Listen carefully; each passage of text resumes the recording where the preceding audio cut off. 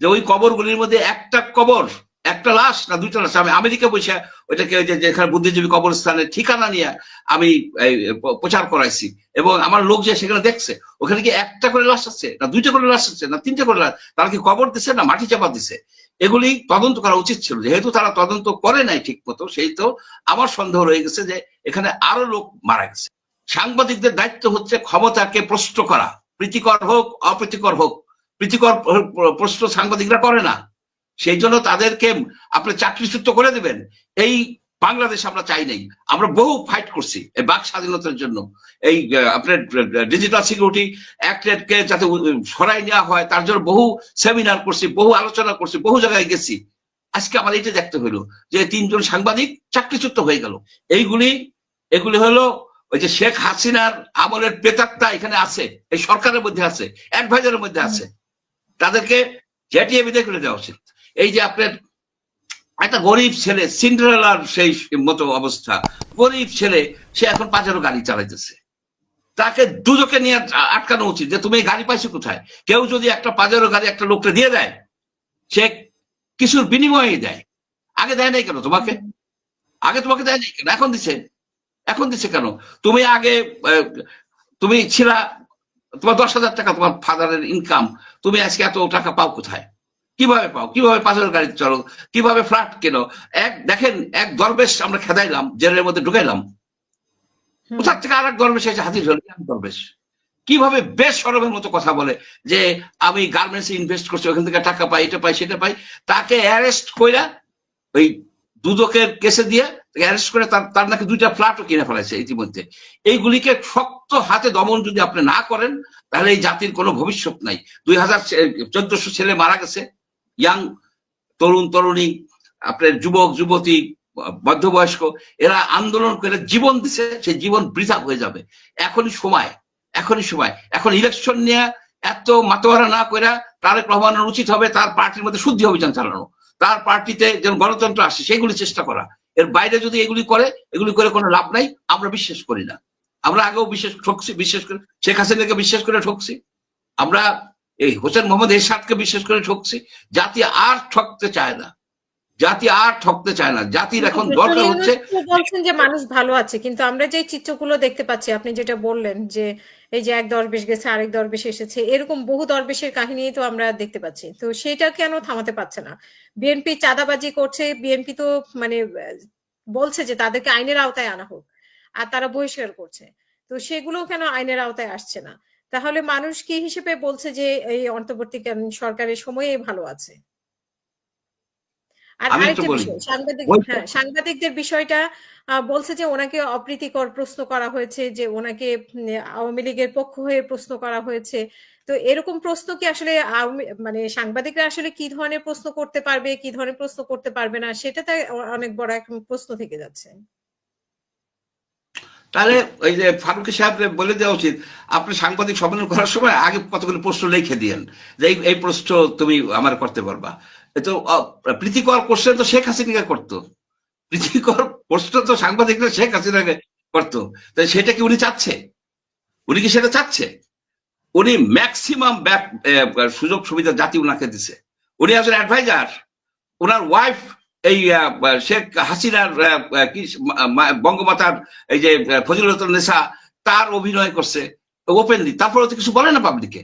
ঠিক আছে, তোমার সেই যে একজন অভিনেত্রী হিসেবে তোমার সেই স্বাধীনতা ছিল, উনিও সেটা বলছে অভিনেত্রী হিসেবে। ঠিক আছে, অভিনেত্রী হিসেবে তার এই স্বাধীনতা ছিল, সে স্বাধীনতা সে ইউজ করছে, কেউ কিছু বলতেছে না। কিন্তু একটা অপ্রীতিকর প্রশ্ন করছে, তার জন্য চাকরি চলে যাবে। এখন বলতেছে যে আমি তো চাকরিচ্যুত করাই নাই।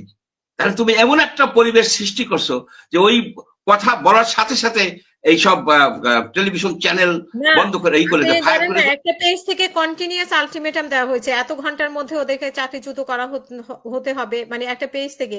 নিশ্চয়ই সেই পেজটা তাদের নিয়ন্ত্রণে, এবং তাদেরকে আলটিমেটাম দেওয়া হয়েছে, বিভিন্নভাবে হুমকি ধুমকি দেওয়া হয়েছে এসব সাংবাদিকদের ব্যাপারে ওপেনলি।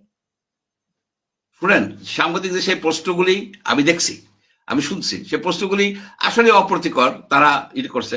আমার তো ধারণা 1400 লোক মারা যায়নি, আরো বেশি মারা গেছে। কারণ তারা কোনো আমার মতো সেন্সাস করে না, এটা আমি অনেকবার বলছি যে ওই কবরগুলির মধ্যে একটা কবর, একটা লাশ না দুইটা লাশ। আমি আমেরিকা বসে ওইটাকে ওই যে যেখানে বুদ্ধিজীবী কবরস্থানের ঠিকানা নিয়ে আমি প্রচার করাইছি, এবং আমার লোক যে সেখানে দেখছে ওখানে কি একটা করে লাশ আছে না দুইটা করে লাশ আছে না তিনটা করে লাশ, তারা কি কবর দিছে না মাটি চাপা দিছে? এগুলি তদন্ত করা উচিত ছিল। যেহেতু তারা তদন্ত করে নাই ঠিক মতো, সেই তো আমার সন্দেহ রয়ে গেছে যে এখানে আরো লোক মারা গেছে, আরো লোক মারা গেছে, বেশি, খুব সম্ভব আরো অনেক বেশি লোক মারা গেছে, যেগুলি আমরা রেকর্ড করতে মানে ঠিক মতো হিসেব করা হয় নাই। এই যে 30 লক্ষ, উনি যে বললো যে 30 লক্ষ এই কোশ্চেন কি করতে পারতেন কিনা, 30 লক্ষ, উনি কি জানে যে 30 লক্ষ নিয়ে অনেকেই প্রশ্ন করছে? আমি নিজে বলছি, আমি এখনো প্রশ্ন করতেছি যে স্বাধীনতার সময় 30 লক্ষ লোক মারা যাচ্ছে, এটা অনেকটা অসম্ভব ব্যাপার। 3 লাখ আর 3 মিলিয়ন, এই ভুলটা আগে হইতো। আগে কিন্তু এই মিলিয়ন ট্রিলিয়ন এত কিছু লোকে বুঝতো না। এটা 3 লাখ, আমি মনে করি 3 থেকে 5 লক্ষ লোক মারা গেছে। 30 লক্ষ লোক যদি মারা যাইতে হয়, তাহলে আপনার প্রত্যেকটা ইউনিয়নের 700 করে লোক মারা যেতে হয়। এটা কি হয়েছে? আপনি জিজ্ঞেস করেন। সেই জন্য তো আপনার শহীদের লিস্ট আমরা কেন করতে পারলাম না? আমরা ওই 30 লক্ষকে এস্টাবলিশ করার জন্য শহীদের লিস্ট নাই। আপনার সবাই আছে, আহত লিস্ট আছে, মুক্তিযোদ্ধার লিস্ট আছে, শহীদের লিস্ট কই? এখন আপনি এখনো করতে পারেন যে কতজন লোক শহীদ হয়েছে মুক্তিযুদ্ধে, কেন করতে পারেন নাই? ওই যে আমরা ধামাচাপা দিছি। এই প্রশ্ন আসা উচিত। এখন এই প্রশ্ন করলে আমাকে আপনি জেলে নিয়ে যাবেন, আমাকে চাকরিচ্যুত করবেন। সাংবাদিকদের দায়িত্ব হচ্ছে ক্ষমতাকে প্রশ্ন করা, প্রীতিকর হোক অপ্রীতিকর হোক। প্রীতিকর প্রশ্ন সাংবাদিকরা করে না, সেই জন্য তাদেরকে আপনি চাকরিচ্যুত করে দিবেন। এই বাংলাদেশ আমরা চাই নাই। আমরা বহু ফাইট করছি এই বাক স্বাধীনতার জন্য। এই আপনার ডিজিটাল সিকিউরিটি অ্যাক্টকে যাতে সরাই নেওয়া হয় তার জন্য বহু সেমিনার করছি, বহু আলোচনা করছি, বহু জায়গায় গেছি। আজকে আমার এইটা দেখতে হইলো যে 3 জন সাংবাদিক চাকরিচ্যুত হয়ে গেল এই বাজারে। এটা খুবই দুর্ভাগ্যজনক। আমরা এই বাংলাদেশ দেখতে চাই না। আমরা যে বাংলাদেশ চাই যেখানে সবাই প্রশ্ন করতে পারবে। প্রশ্ন করুক, সে প্রশ্নের উত্তর দেন, সে প্রশ্নের উত্তর দেন। কেন স্বাধীনতার পরে এটা নিয়ে প্রশ্ন উঠে নাই? ফারুকি কি জানে? ফারুক তো নাটক ফাটক নিয়ে রয়েছে, সে ইতিহাসের কি জানে? মুক্তিযুদ্ধের ইতিহাস কি জানে? সে মুক্তিযুদ্ধের ইতিহাস কি জানে? সে কিভাবে বলে যে প্রশ্ন করা হয় নাই? এ প্রশ্ন আমি টেলিভিশনে বলছি যে 30 লক্ষ, আমি না, বহু লোকে বলছে, বহু লোকে বলছে। এটা বলছে কি আমরা কি গুলি করে ফেলাই দিচ্ছি নাকি? যাই হোক, এটা মানে ইমোশনাল বিষয় হয়ে দাঁড়াইছে। আমি বাক স্বাধীনতার পক্ষের লোক। আমি সবসময় সাংবাদিকদের স্বাধীনতার কথা বলি এবং তারা যেন নির্ভয়ে প্রশ্ন করতে পারে। এই যে রোজিনা ইসলামকে আপনারা কি করছেন? রোজিনা ইসলামকে কি করছেন? সিক্রেট এক ঠ্যাক দেখায় তাকে তো সর্বনাশ, তাকে একেবারে জেল ফাটক খাটায় ঠাটায় ই করছেন। কিন্তু তার তো দায়িত্বই হচ্ছে তথ্য বাইর করা। তার তো দায়িত্বই ছিল যে ওই যে দরবেশ কত টাকা মাইরে দিছে ওই যে ইসের নামে, টিকার নামে, এই যে করোনার টিকা, যে করোনার টিকার টাকা আমরা পাইছি? দরবেশকে জিজ্ঞাসা করা, করোনা যে টিকার টাকাটা ইন্ডিয়া দিছে সে টাকা ফেরত আসছে? টাকা তো ফেরত আসে নাই। এই প্রশ্ন করবে না? রোজিনা ইসলাম এই প্রশ্নই করতে গেছে, তাকে আপনারা হেনস্থা করছেন, অ্যারেস্ট করছেন।